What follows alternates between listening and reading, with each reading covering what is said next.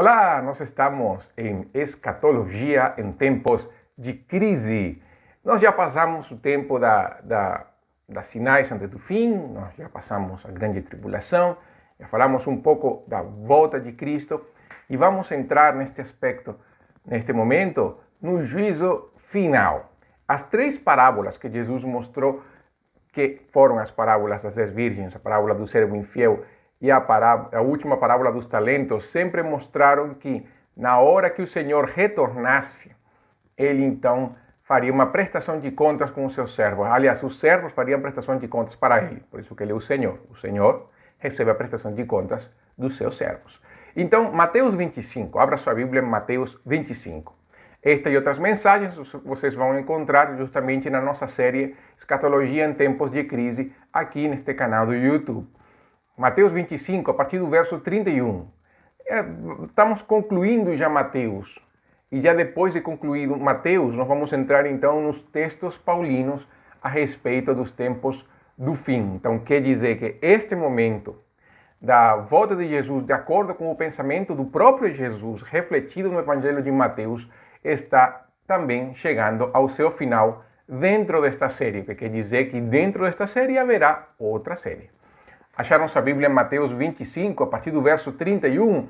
Vamos ir lendo aos poucos, para ir então tendo uma análise um pouco mais clara de cada texto lido. Vamos lá. Mateus 25, 31 fala assim: Quando, pois, o Filho do Homem vier na sua glória, e todos os anjos com ele, então se sentará no seu trono glorioso, e todas as nações serão reunidas diante dele, e ele separará uns dos outros, à semelhança do pastor que separa as ovelhas dos cabritos, e porá as ovelhas à sua direita, mas os cabritos à esquerda. O juízo final, também nós conhecemos esse momento como o juízo perante o trono branco, o tribunal de Cristo também. Diferentes nomes para o mesmo cenário. Veja, quem se sentará no trono será o Filho do Homem, o próprio Jesus.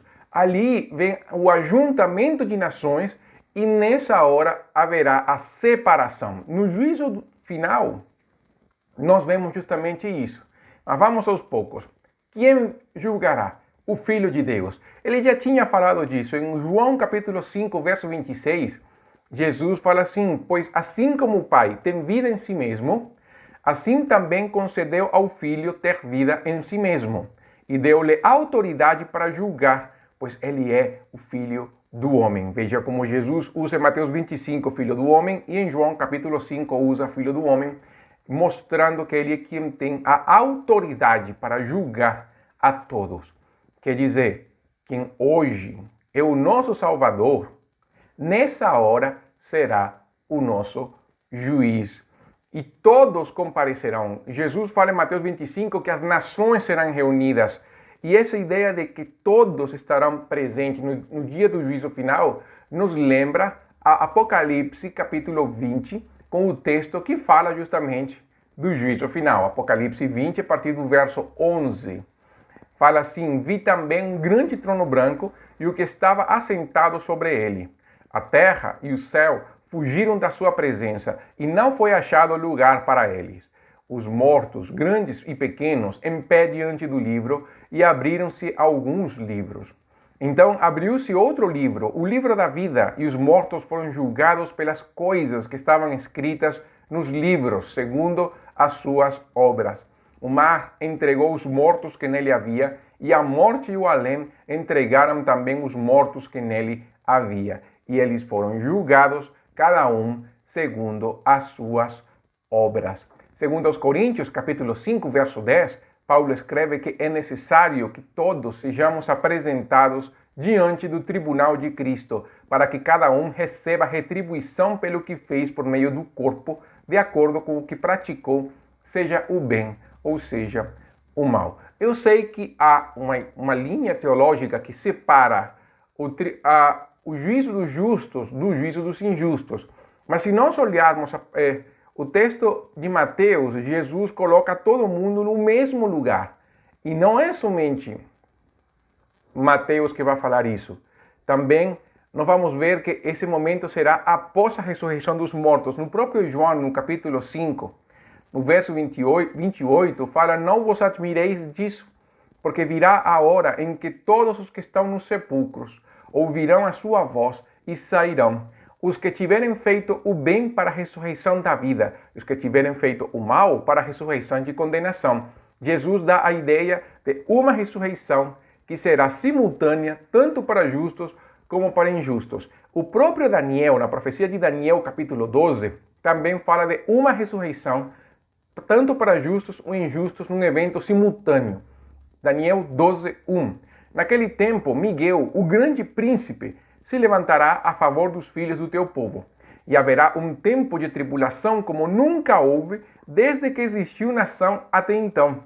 Mas naquele tempo, o teu povo, todo aquele cujo nome estiver escrito no livro, será liberto. Muitos dos que dormem no pó da terra ressuscitarão, uns para a vida eterna, outros para a vergonha e desprezo eterno. Os que forem sábios resplandecerão como o fulgor do firmamento, e os que converterem a muitos para a justiça brilharão como as estrelas sempre, eternamente. Aqui nós estamos vendo como Daniel recebe a profecia de que aquele dia da ressurreição todos ressuscitarão, uns para a vida eterna, outros para a vergonha eterna.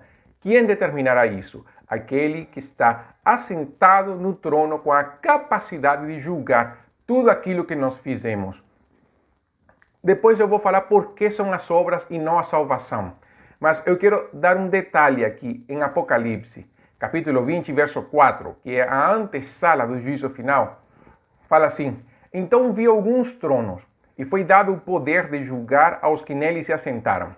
E vi as almas dos que foram degolados por causa do testemunho de Jesus e da palavra de Deus, os que não adoraram a besta nem a sua imagem, e não receberam o sinal na testa nem nas mãos. Eles voltaram a viver, e essa palavra voltaram a viver dá aquela ideia de uma ressurreição primária.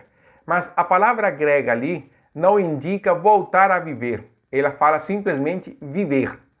Só que falam voltar a viver por causa do contexto que eles tinham morrido. E por isso o tradutor colocou voltar a viver. Mas nem todas as traduções falam assim. Em outras traduções falam viveram. Fizeram a tradução mais literal da palavra.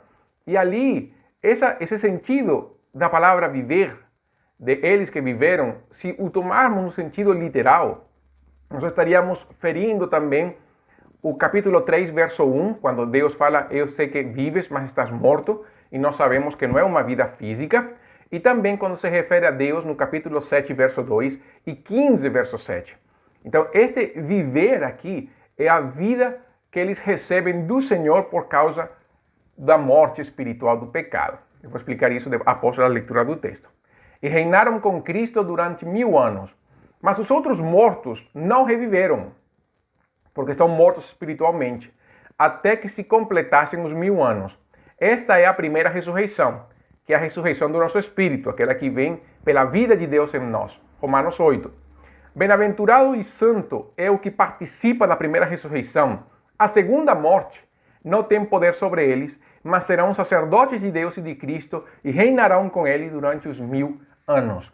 O que eu posso ver, o que nós podemos ver nesse texto de Apocalipse? Porque é um texto interessante que vai mostrar as ressurreições antes do juízo final. Aqui falam de duas ressurreições, mas não no sentido cronológico. A primeira ressurreição, e a chave do texto, é que aquele que participa da primeira ressurreição não terá parte na segunda morte.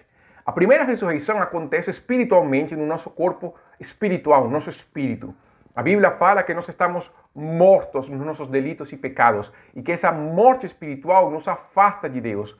Mas quando nós recebemos Jesus, quando a vida de Deus vem em nós, nós renascemos. E por isso Jesus fala do novo nascimento, voltar a viver. É o renascimento espiritual do nosso espírito. E nessa hora em que nós vivemos, nós somos poupados da morte eterna. Nós não participaremos da segunda morte. Podemos participar da primeira morte? Sim. Qual é a primeira morte? A morte física. Quando nossos corpos, então, morrem e o nosso espírito parte para a glória eterna. Essa é a primeira morte. todos participaremos dela, a não ser aqueles que estarão vivos na volta de Jesus. Podemos ser nós, pode ser a geração seguinte, nós não sabemos. Mas enquanto a vinda de Jesus não chegar, todos participaremos da primeira morte. Tanto cristãos como não cristãos não são poupados da primeira morte. Mas aqueles que recebem a vida de Deus no seu espírito, eles não participarão da segunda morte, que é o juízo eterno, o castigo eterno. Morte não é separação de Deus. Muito pelo contrário, morte é estar com a presença de Deus, não no seu olhar de amor, graça, bondade e misericórdia, mas o olhar de Deus como justo juiz, indignado, irado pelo comportamento humano por causa do seu pecado e o desejo do homem de ser tão obstinado que nunca se arrependeu daquilo que ele fez. Então, o texto de Apocalipse, capítulo 20, entre os versos 4 e 6, está falando justamente daqueles que reviveram espiritualmente e eles não participam da segunda morte. Eles ressuscitarão com Cristo, eles participarão com Cristo no juízo final, isso vem agora, mas aqui este texto está falando de que são aqueles que têm a vida de Cristo dentro deles, que reinarão com Cristo por 1000 anos. O Cooper, um doutor em teologia, ele falou sobre esse texto o seguinte: qual é brevemente o ponto principal da passagem pode também ser apresentado a partir do verso 4. Ele está fazendo análise do verso 4. O apóstolo João vê almas daqueles que foram degolados pelo testemunho de Jesus e pela palavra de Deus, que não adoraram a besta nem a sua imagem, e não receberam o sinal em suas testas nem nas suas mãos. Isso vai uma referência a Apocalipse capítulo 13, versos 12, 16 ao 17. E viveram e reinaram com Cristo durante 1000 anos. Apocalipse 24. Claramente, estes 1000 anos é o mesmo período de tempo durante o qual o diabo estará preso. É igualmente claro que estes indivíduos degolados são santos que já morreram e estão no céu e que reinam com Cristo até a última ressurreição dos mortos.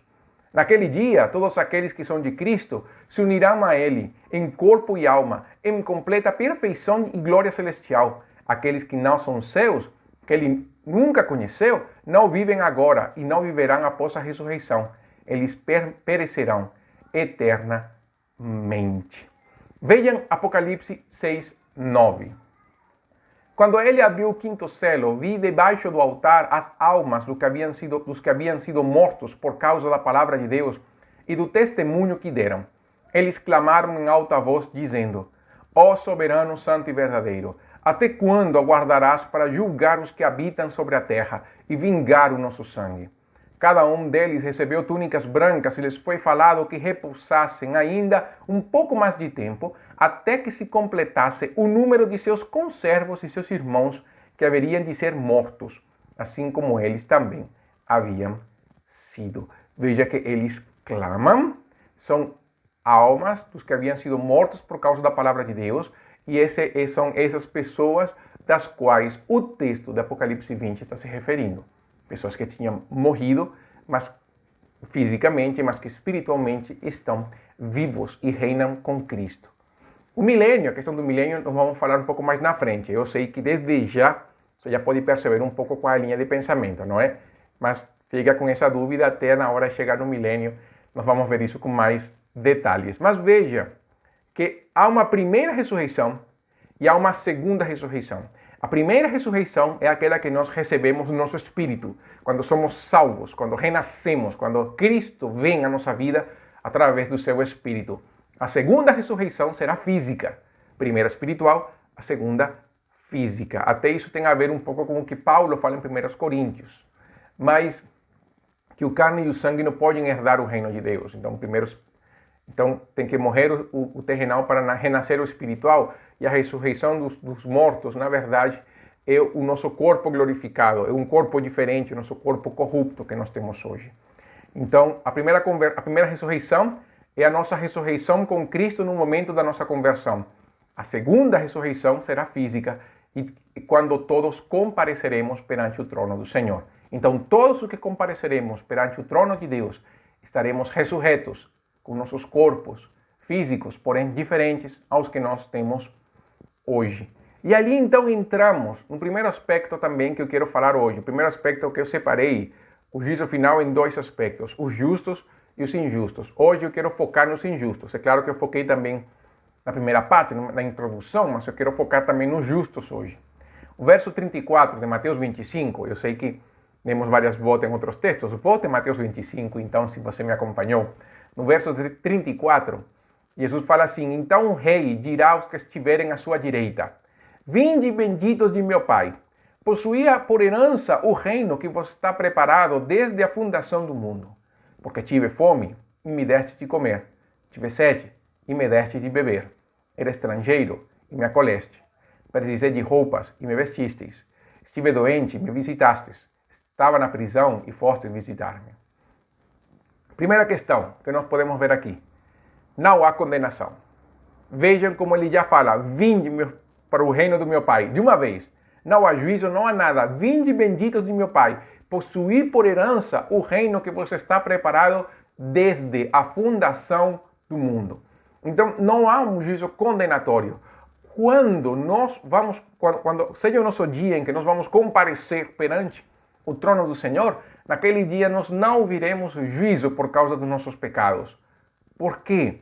Porque Romanos capítulo 8, verso 1 fala que não há condenação para os que estão em Cristo Jesus.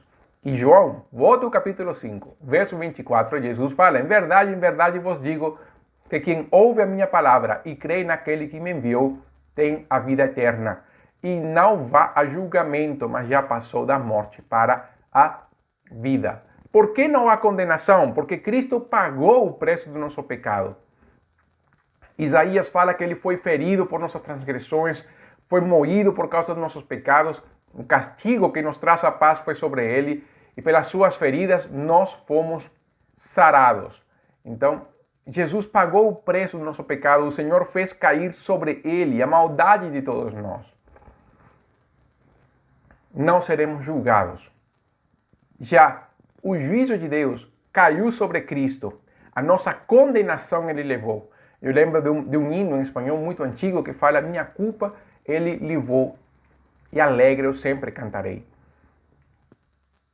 Por outro lado, nós também julgaremos com Cristo. Não somente receberemos do Senhor aquele não juízo, aquele recebimento bendito do Senhor aos seus filhos, mas que também nós nos sentaremos juntamente com Ele para julgar. 1 Coríntios, capítulo 6, verso 2 e 3 fala: ou não sabeis que os santos julgarão o mundo? E se o mundo será julgado por vós, como sois incapazes de julgar as coisas menores? Não sabeis que iremos julgar os anjos? Quanto mais as coisas pertencem a esta vida. Nós julgaremos mundo e anjos. Como será isso? A Bíblia não fala, não estabelece como será e o que nos será dado para julgar. Mas o fato é que nós julgaremos.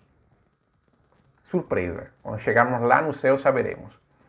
E o fundamento, é claro, são as nossas obras que fizemos para Jesus. Isso foi o que Jesus falou, não foi?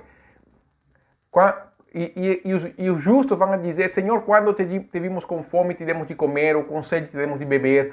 Quando te vimos como estrangeiro, te acolhemos, ou precisando de roupas, te vestimos. Quando te vimos doente ou na prisão e fomos visitar-te.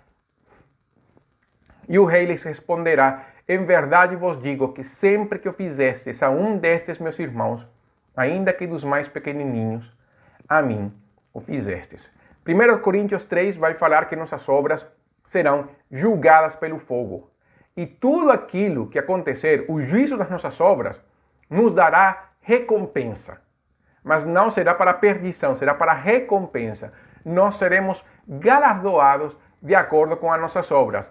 Por que pelas nossas obras? Porque a nossa salvação já foi paga. O preço do nosso pecado, o castigo da nossa condenação já foi pago na cruz do Calvário. Então não há o que condenar. Não é um juízo condenatório, é um juízo de recompensa.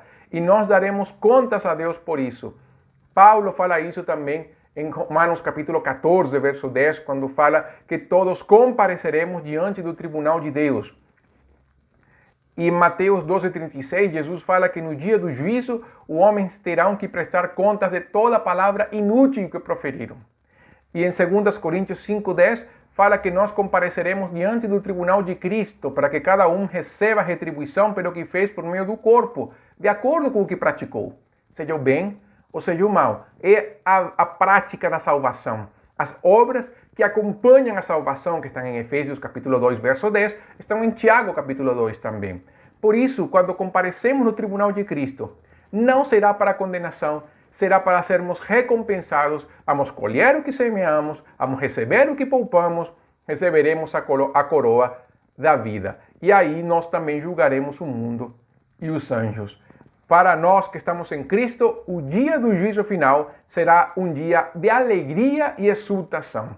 Seremos julgados de uma maneira diferente, porque não será condenatória. É um preparo, em nosso caso, é um preparo para julgar o mundo e os anjos. É uma maravilha e é um grande privilégio que nós temos. Por isso, nós não podemos nos desanimar, mesmo que este mundo injusto continue. Nós temos um grande galardão que foi nos preparado desde antes da fundação do mundo. E levemos a mensagem do Evangelho a todos. Porque se Deus vai separar as ovelhas dos cabritos, até agora todos têm a oportunidade de ouvir o Evangelho. Nesse dia não haverá chance. Senhor, muito obrigado nesta hora pela Tua palavra, Deus. Que nós possamos ver no Senhor a justiça, ó Deus.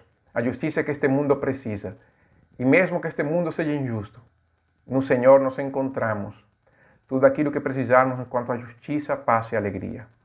Que seja, Deus, a vida de Deus em nós e a sua alegria, a nossa alegria, Pai. Bendizemos o Teu nome e damos ao Senhor toda a honra e toda a glória. Em nome de Jesus. Amém. Na próxima mensagem nós vamos falar justamente sobre o que acontece com aquele que não faz parte das ovelhas, que são os cabritos. Próxima mensagem. Até então. Deus abençoe.